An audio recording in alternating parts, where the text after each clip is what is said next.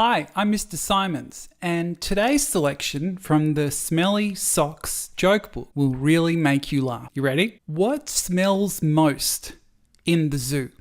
Your nose. Do you get it? Of course you get it. You hate it. Okay, so what we're going to do instead is we're going to talk about international and regional business cycles. So something important for economics, and let's get into it.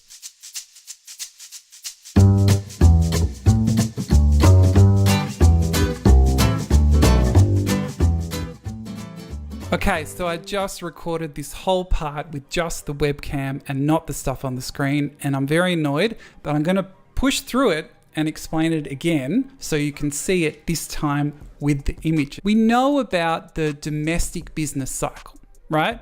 Follow it here. Domestic business cycle is all about fluctuations in the domestic economy over time. And when we're talking about fluctuations, we're talking about fluctuations in GDP. Gross domestic product. With the business cycle, an individual economy experiences things like booms and recessions and upswings and downswings and all of these fluctuations. And remember what it looks like, right?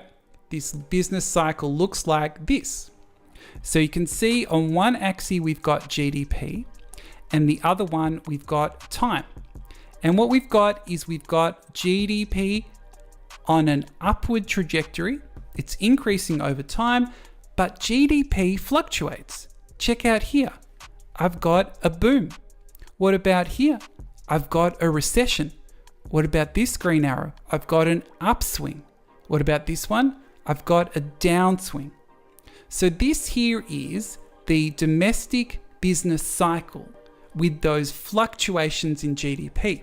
And you really need to know this graph, so make sure you draw it. I'm sorry I'm not drawing it at the same time, but I lost that recording and it's frustrating and we will never talk about it again. From the domestic business cycle, let's follow this arrow, we now talk about the global and regional business cycle. Our definition here is that our global or regional business cycle refers to changes in economic activity around the globe or in certain geographic regions over time. So we're not just looking at one economy, but we're looking at many in a region, or we're looking at the whole world with the global business cycle. If we're trying to come up with some examples of those geographic regions, I'd encourage you to think about Asia, North America, South America, Europe. Those are all geographic regions that we can look at in terms of their business cycles.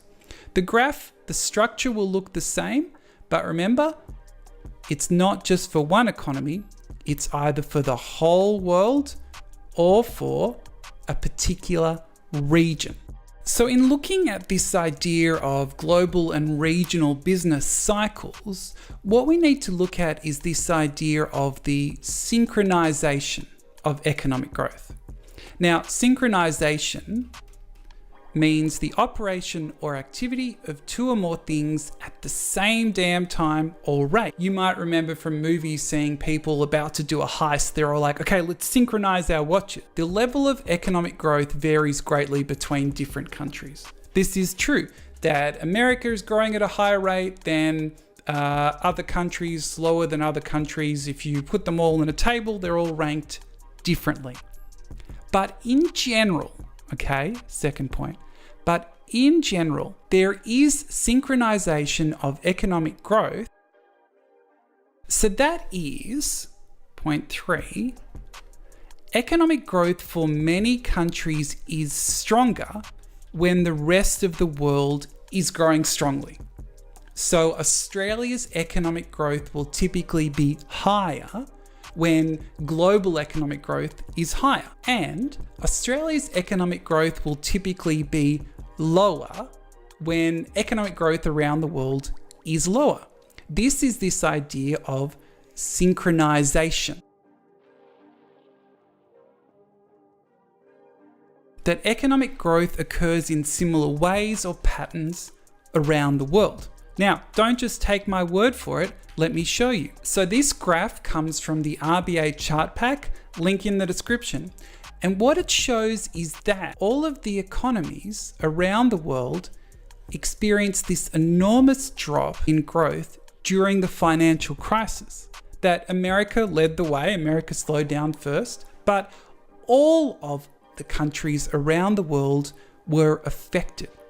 So what we're seeing during the financial crisis, all of the economies around the world are affected. So all of the international business cycle is going to decline because of the activities or events in one economy. So the reason that a decline in one economy and growth will affect others is because conditions in one economy are transmitted to another economy. With this idea of synchronization, the conditions in one economy are transmitted to another. So let's have a look at this example here. So let's say that in the US, GDP declines. Okay, so this means that the US would buy fewer exports from Australia because their growth is slow, they got less income, they're not going to buy as many things from us. Well, then that means that Australia will slow down. If Australia slows down, then Australia will demand fewer exports from China, fewer manufactured goods, because Australians have less income because Americans have bought fewer exports from Australia. That means that China's GDP could slow down. So you can see that this whole process would mean a decline or a downturn in the international business cycle because of this synchronization, because of these links between economies. There are factors that will increase synchronization between economies. So increase the links and the relationship with the international business cycle. But there are also factors that will reduce the links between economies and weaken the international business cycle. So let's start by looking at what factors will increase links between economies, strengthen the international business cycle, and mean that they all move in the same direction. So factors that increase the links between economies and mean that all economies will move in similar directions include a whole bunch of things. Now, your textbooks might name a whole bunch of factors, but I'm just going to focus on a couple of things. So if there is a boom or recession in one country, that will affect demand for goods and services in another, and that will affect GDP overall. So trade flows are really important because if there is that decline in growth in one economy because of trade flows, that could reduce growth in another economy. So this is similar with investment flows. So if one economy slows and therefore decreases its investment flows to other economies, that could reduce overall GDP around the world because those investment flows will affect one economy. If that economy slows, that could affect another. So those investment flows are strengthening that international business cycle and meaning they're all working in the same way. The final factor here are global interest rate levels.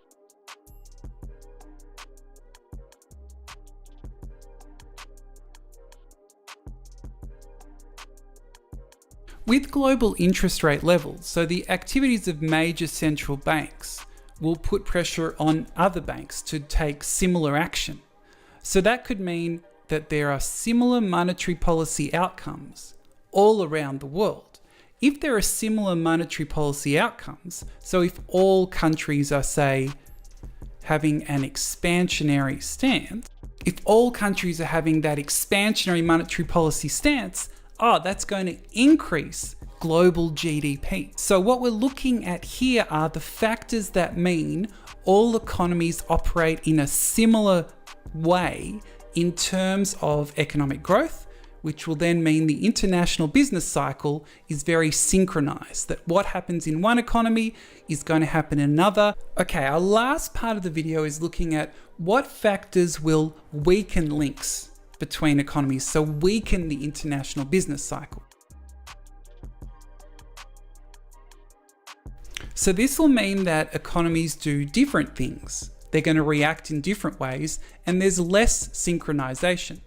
So let's have a look at it here. What if we think about fiscal policy of individual governments?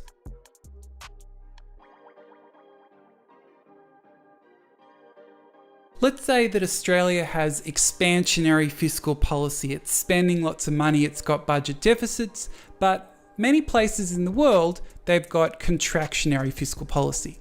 So we can see these stances are very different. And because they're very different, GDP outcomes will differ considerably between Australia and the rest of the world, and there will be less synchronization between Australia and the rest of the world, because while the rest of the world's going to slow, Australia's going to speed up. So fiscal policy choices of individual governments could weaken that synchronization or that link between a country and the international business cycle. Another thing to look at is structural factors. So here we look at things like regulation, efficiency, mix of industries in different economies. And what we're saying is that where an economy has got maybe less regulation, more efficient, more in-demand industries, well then their growth is going to be higher than other economies that are not the same.